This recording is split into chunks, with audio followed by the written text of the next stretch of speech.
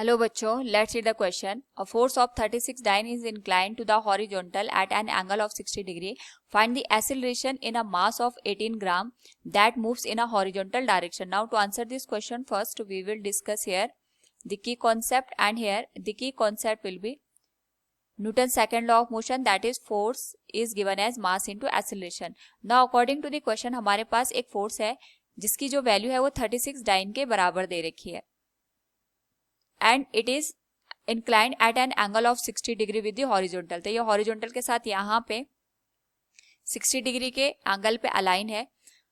हमें यहाँ पे एक मास दे रखा है जो कि हॉरिजॉन्टल डायरेक्शन में यहाँ पे मूव कर रहा है. हमें ये बताना है कि हॉरिजॉन्टल डायरेक्शन में इसका एक्सेलरेशन कितना होगा.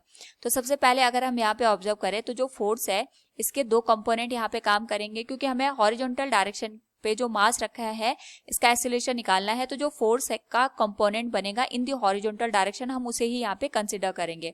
सो it will be given as F cos 60 degree. ये हमारे पास यहाँ पे हॉरिजॉन्टल कंपोनेंट आ जाएगा. So we can write it will be F cos 60 degree. F की वैल्यू हमारे पास यहाँ पे 36 डाइन है. cos 60 की वैल्यू यहाँ पे 1/2 हो जाएगी. It will become 18 dine.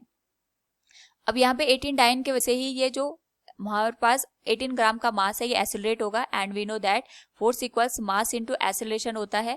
Acceleration की वैल्यू आ जाएगी force divided by mass. Force हमारे पास यहाँ पे 89 के बराबर है और जो हमारे पास मास है ये 18 ग्राम के बराबर है. सो अगर हम दोनों का रेशियो ले ले तो it will be 1 centimetre per second square, क्योंकि सीजीएस में सारी यूनिट दे रखी है. सो वी कैन से यार find the acceleration in a mass. It will be 1 centimetre per second square. Hope all you understood it. Thank you and best of luck.